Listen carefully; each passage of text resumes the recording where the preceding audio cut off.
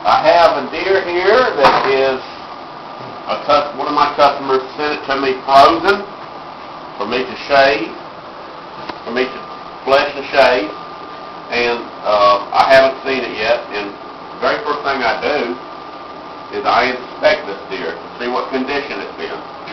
And first thing is I'll smell it and see if it has any bad odor to it, just to make sure there's not any really bad odor like it's starting to run. And it doesn't have any odor. Now, if it did have a bad odor to it, I would go ahead and start checking it to make sure there's no slippage on the deer. Just look it over. Well, this one doesn't have any bad odor, so it's a good deer. Next thing I do is I check the brisket area to see if it was cut proper. Although I have a lot of hide on this, it still may not have been cut properly. So I'm going to lay out the brisket where I can see it. Lay it out in the right position so the brisket's looking at me. And what I try to do is put the legs back together. And you see, here's the leg, and I fold it back together to see where they cut it.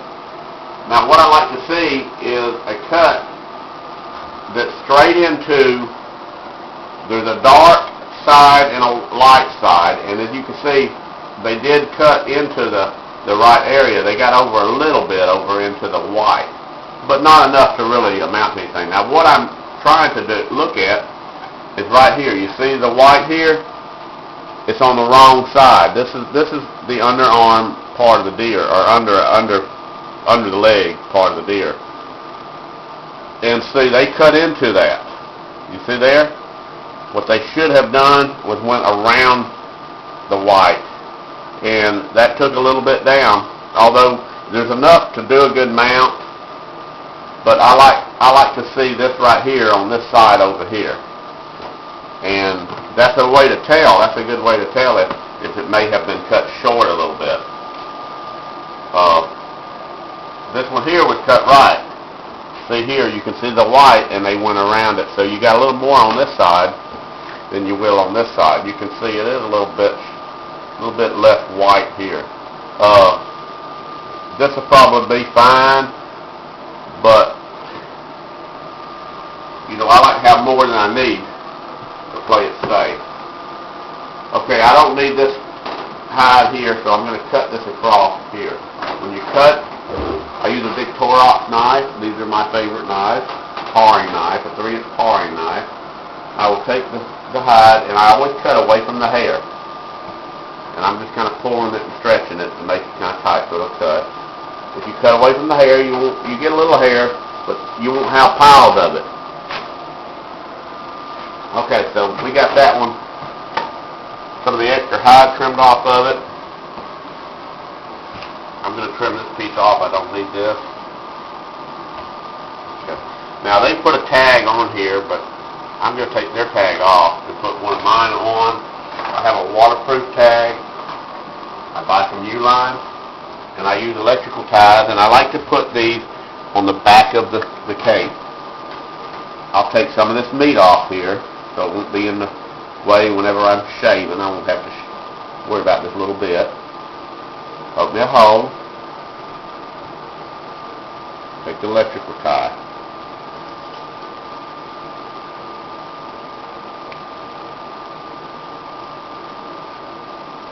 And this tag will go with my cape all the way through the crow's pen, all the way until he's ready to mount it. It'll be on this cape. I double check myself, make sure I put it on there right. Go ahead and turn the cape inside out.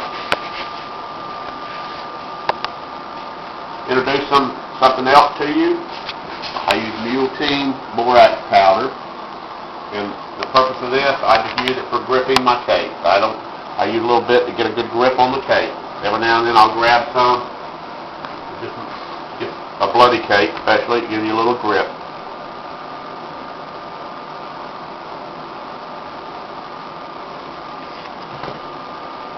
Okay, and I've also got a bucket of water with a little bit of Clorox in it to keep my hands clean.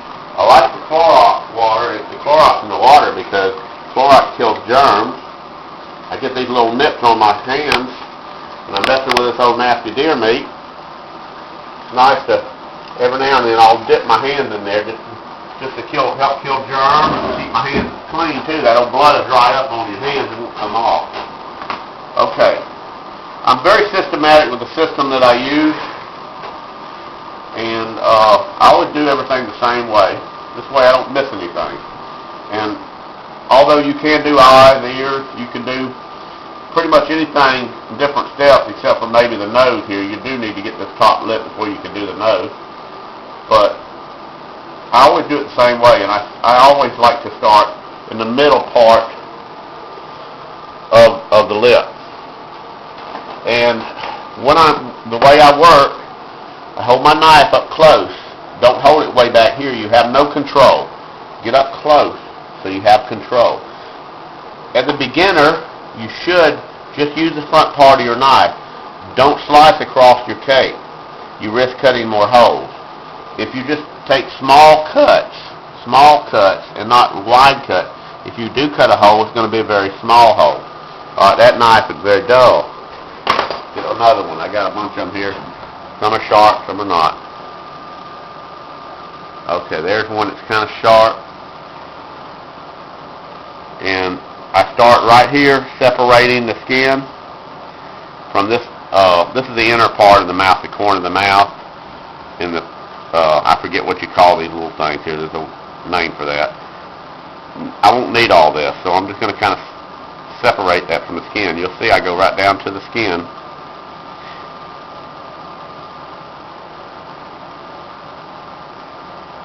Okay. I go ahead and I've got my finger under here, and I'm trying to save all this skin right here for tucking, and I try to save more than I need just to have it, and I can gradually trim it down. So I'm going to start it right even with the skin here, and I'm just going to start taking this thumb and I'm going to start rolling it back. Keep working this way. And one of the ways to tell where to cut with this knife is, well, you can feel where a thick area is on the other side here. Basically what I'm doing, I'm taking this lip here and just laying it out flat. This way all my chemicals, or if I'm going to salt it for a tannery, and my chemicals can penetrate into that area. Right now, see, if it's like this, it's not penetrating. Okay, and see, I've still got more to roll.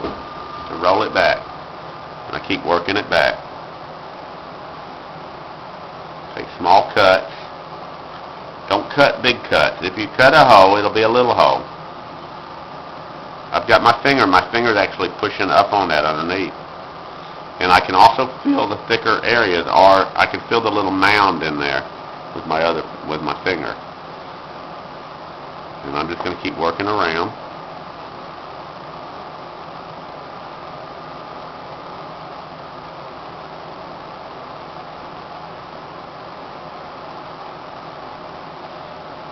I'll show you how to identify whether or not you've got it done really thorough or not here. As soon as I get this lip done. Alright, I got a hole here. That's probably just something happened to the deer. Did that pick it up real clear?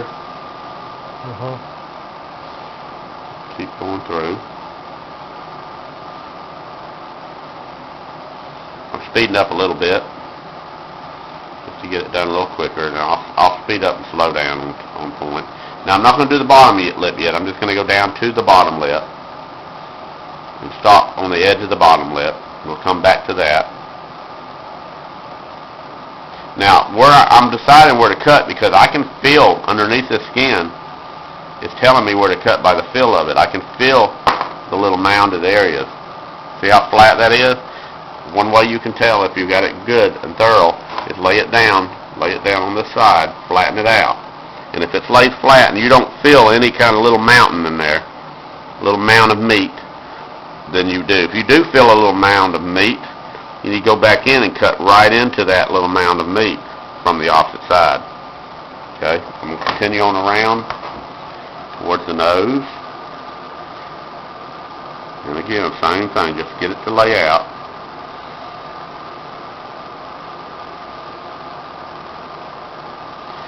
I'm slicing, but I've got a lot of experience. As a beginner, you should do it just like this. Don't do this. You don't have the coordination yet. It takes time to get that coordination. And if you're doing like this, you're going to cut a lot of holes. This knife needs a sharpening. I've got a little tool here that I use just to take the edge off. What this does is really doesn't sharpen it. It takes the burrs off the knife. It'll keep it sharpened. Once the knife gets completely dull, then you have to put it on a stone to sharpen it. But if you keep doing this constantly, and before it has a chance to get really dull, you probably won't hardly ever have to put it on a stone. The old barbers use leather straps. There we go. Nice and sharp now. And now I can tell where to cut because I can feel that mound on this side. So I've got my finger, either one of these three fingers. And my knife always follows these fingers. You'll never see me over here cutting my finger over here. They always follow because I can feel with the tips of my finger. That's a sensitive area of your finger. You can feel everything and see how I can push up. I'm using my middle finger now. I'm pushing up on it and cutting.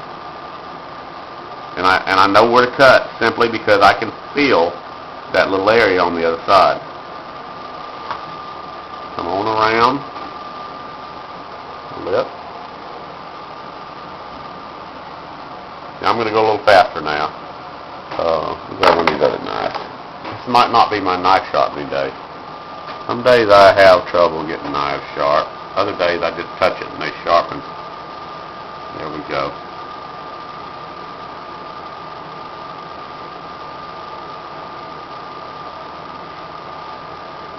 And see, I'm not worried about the thickness of the deer. There's a lot of thick places. All I'm worried about is laying it out so it lays out flat. See? Lays out right nice and flat. Flip around and head for the other side. See? I can jump up here and I'm going to take some of that extra stuff off there that I don't need. You see, I'm just kind of going with the skin. Cut right down to the cut right through the meat to the skin. I've also, when I do this, when I'm skinning a deer, I'm utilizing the fact that the meat cuts easier than the skin. I can go all day long over that skin with my finger there without cutting through because I know what pressure I need to put on it just by what I can feel.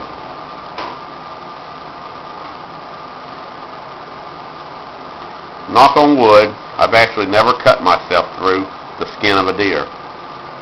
I've cut myself doing other stupid things. But when I'm working and cutting on the skin like this, I've never actually cut through the skin and cut my finger.